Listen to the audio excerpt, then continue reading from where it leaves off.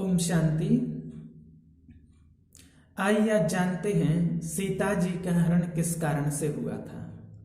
वैसे तो सभी ने रामायण पढ़ी है, सभी रामायण सीरियल देखते रहते हैं दिन प्रतिदिन,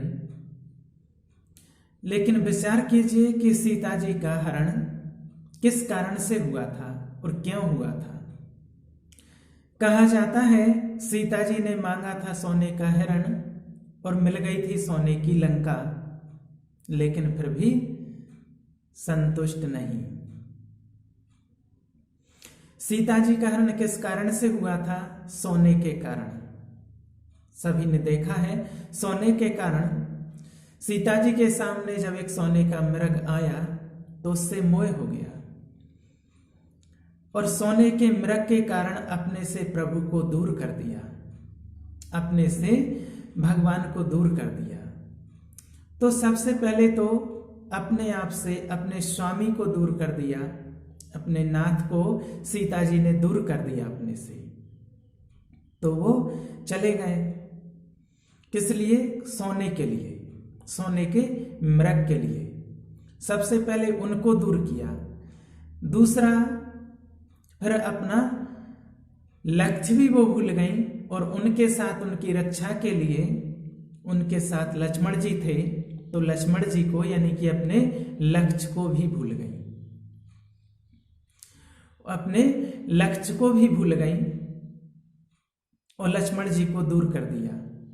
तो सोचने की बात सबसे पहले कि वो सीता जी ने इतना त्याग किया, कहती थी भगवान राम से कि आपके बिना मैं नहीं रह सकती हूं, इसलिए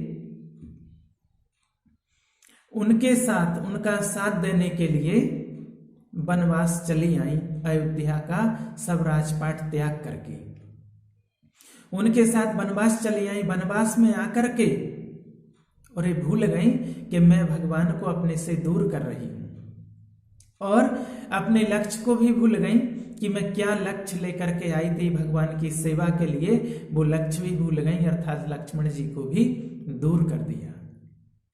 तीसरा फिर मर्यादा की लकीर, वो मर्यादा रूपी लकीर भी लाग गई जो लक्ष्मण जी लगा करके गए थे, तो वो मर्यादा रूपी लकीर भी लाग गई, अपनी मर्यादा के पार कर गई, तो फिर उनका हरण हो गया।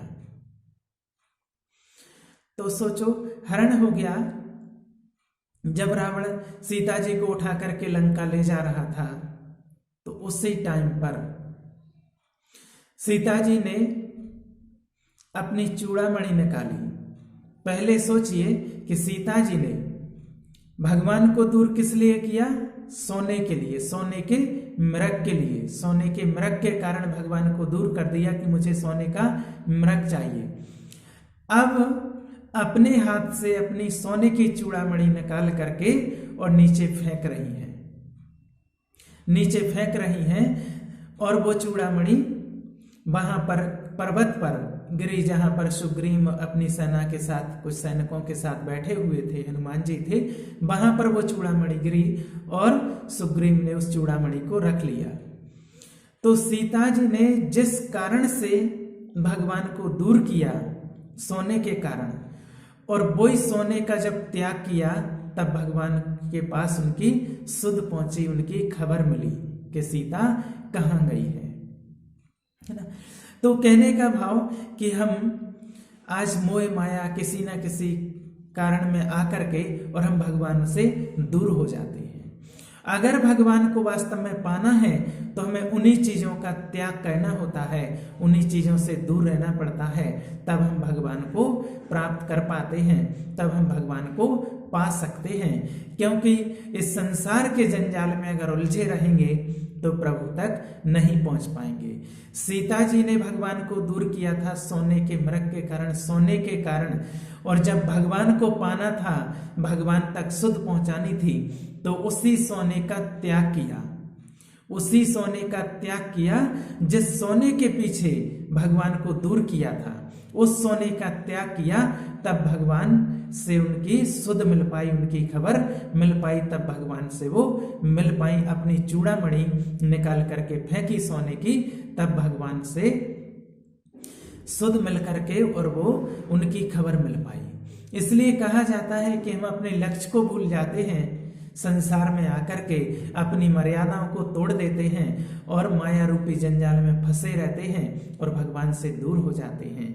और जब भगवान को पाना होता है तो वास्तव में उन सब चीजों का त्याग करना होता है, तभी हम भगवान तक पहुंच पाते हैं। इसलिए माया के लिए भगवान से मुंह मत मोड़िए और भगवान का हर समय सिमरण और ध्यान करते रहिए, क्योंकि वो ही हमारी नैया को पार लगाने वाला है। ओम शांति।